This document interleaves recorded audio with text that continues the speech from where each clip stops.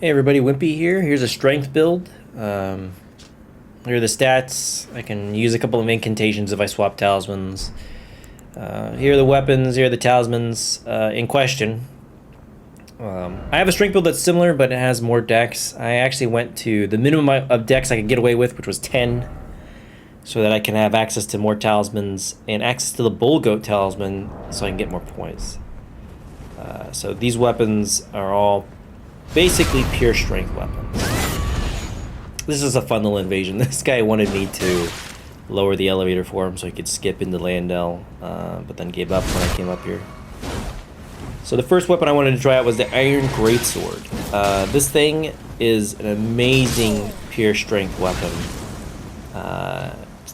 Great scaling, good damage, and like all greatswords, access to a true combo if you unlock after landing in R1.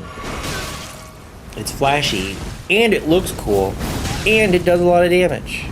I have a flame skewer attached to this, just for additional damage as a weapon buff. There you go, 802, and then the follow-up R1. Great weapon. Here's the Gargoyle's Halberd, one of them anyway. The one that doesn't require faith, clearly. I invaded into this world. This is the world of an AFK farmer. I don't think the reds or the blues that come in here know what's going on, so they are just coming in swinging. I kind of tried to show that I was friendly to this guy, but he was having none of it, so we're having a little bit of a fight here. But unfortunately for him, at least the blue is paying attention, because he's about to come from the top rope here. So GG's that red, I guess. So this halberd's big fault, I would say, is that it's not the longest. But that's not the end of the world. You can work around that. For this particular well, not really for this particular weapon, but for this, I guess, move set, for the halberd move set, I really like the running R2. A lot of people don't really use them. They focus on the running R1s. And the running R1s are great for roll catching, don't get me wrong. But the running R2s have kind of a delayed timing, which I think messes with people. And they also do a lot of damage, as you can see. I think this guy swaps to a... What weapon is that? It's a curved sword of some type, but he's out of heals, so he ends up dying. Oh, it was a Shamshir. It was a weapon buff Shamshir. I'm trying to be a little bit careful with this guy because he has like one of the cries on an Ultra sword or a Colossal sword. I keep wanting to call them Ultra Great Swords, but they're Colossals in this game. Which is some type of like true combo, though I see that he's used grant me strength, which I think removes the effects of Warcry if I'm not mistaken.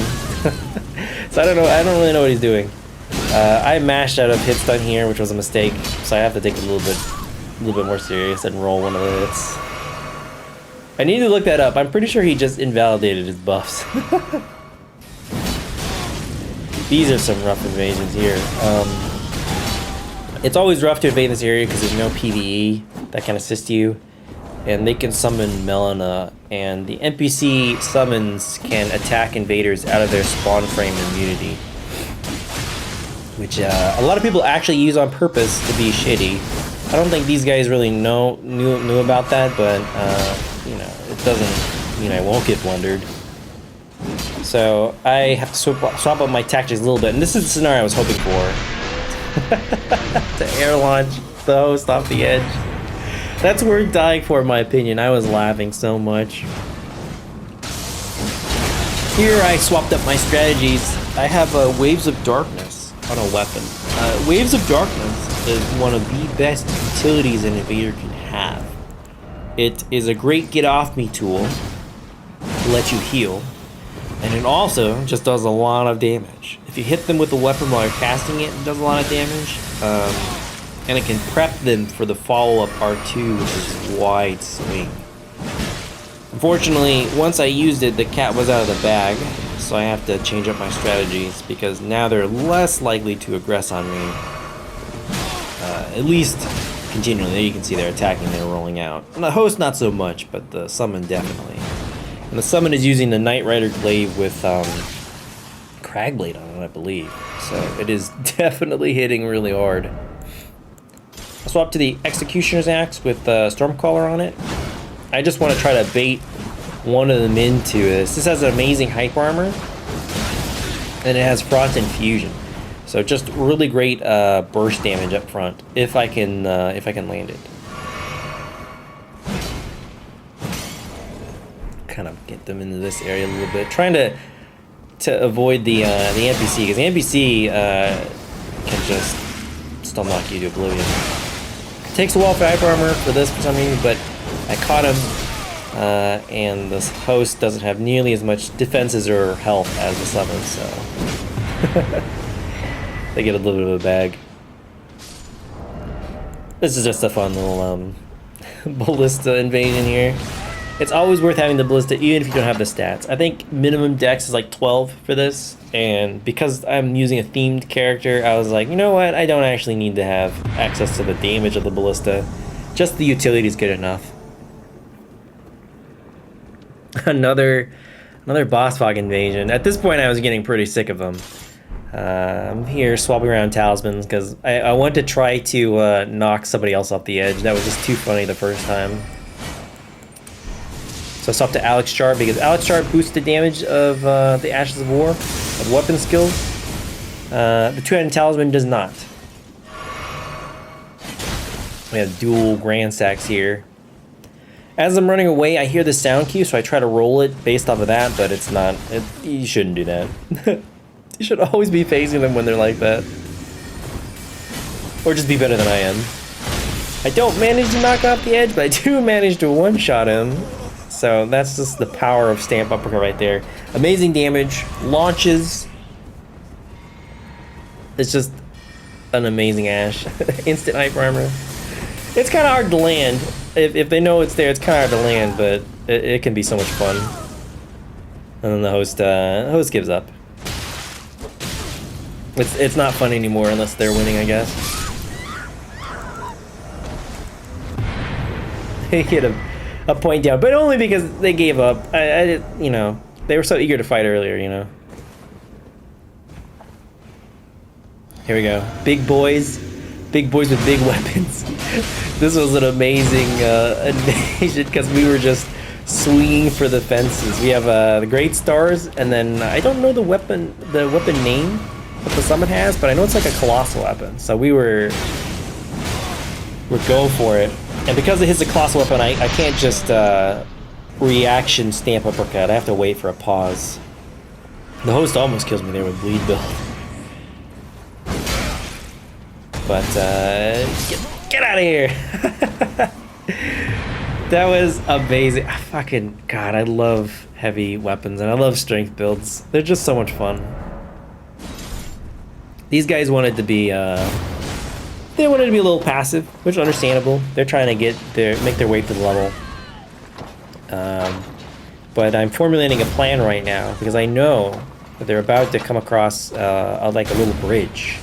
And I think it would be super fun to fight on that bridge. So I gotta draw them out there first.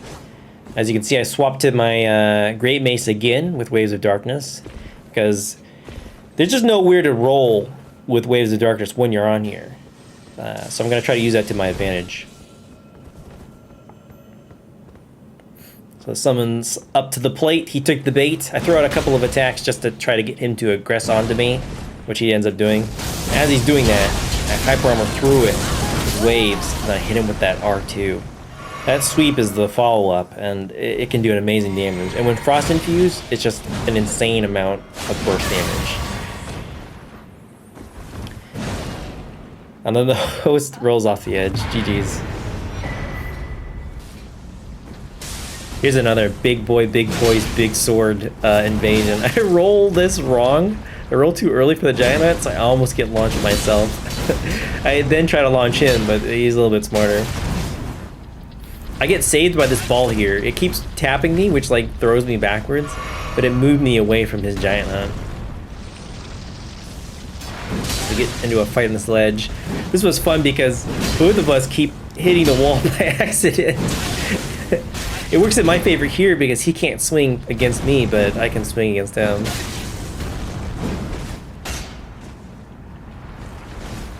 I had to clip him here with the running R2. That was pretty fun. The host for this session was just running around in these massive circles, trying to get the blues to do all of his dirty work. But eventually I caught up with him, and I swapped to the Knight Rider Glaive. The Knight Rider Glaive with Flaming Strike is like quintessential Elden Ring strength build weapon. It can very easily one-shot people if you have the right setup. And the Knight Rider Glaive is like one of the longest halberds. So not only does it have access to the running poke, which I was talking about earlier, but it also just does insane damage on strength builds.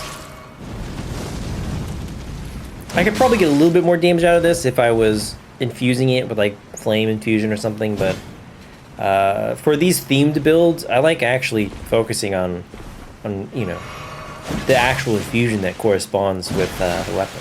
And I know you know, flame and lightning gain advantage off of strength and dex as well, but just because something isn't as good as the most optimal setup doesn't mean you shouldn't run it. As you can see from the amount of damage I'm doing to him, it's still pretty respectable.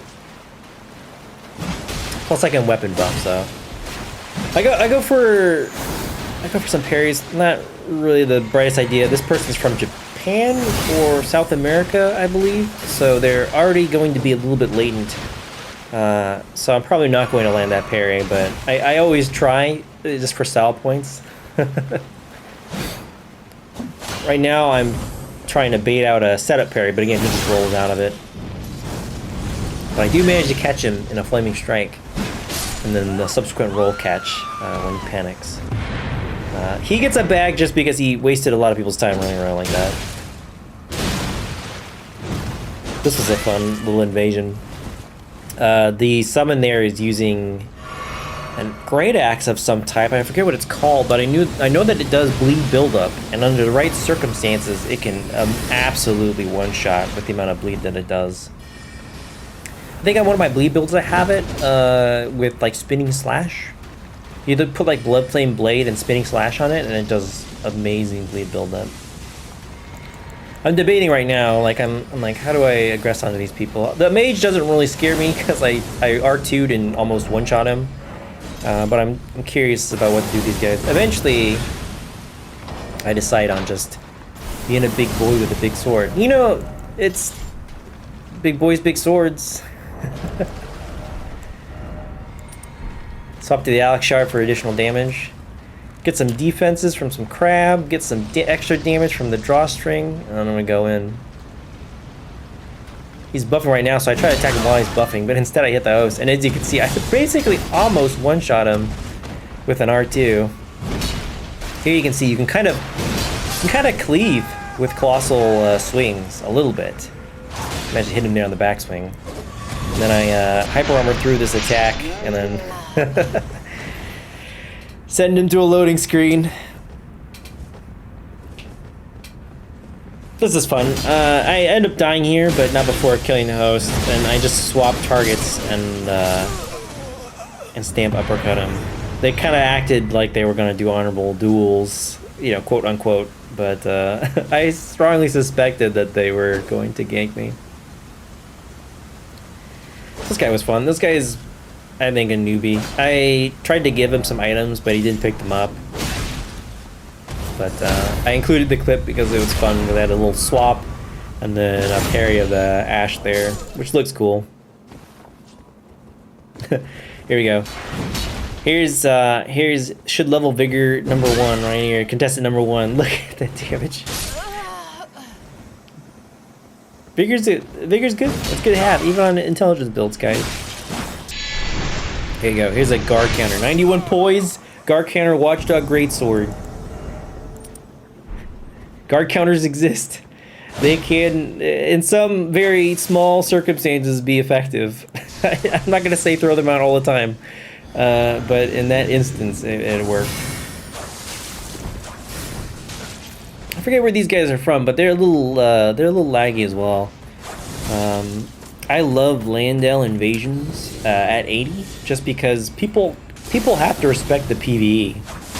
Might take a drink. My throat's starting to dry up. Like, even these like normal soldiers are doing amazing damage.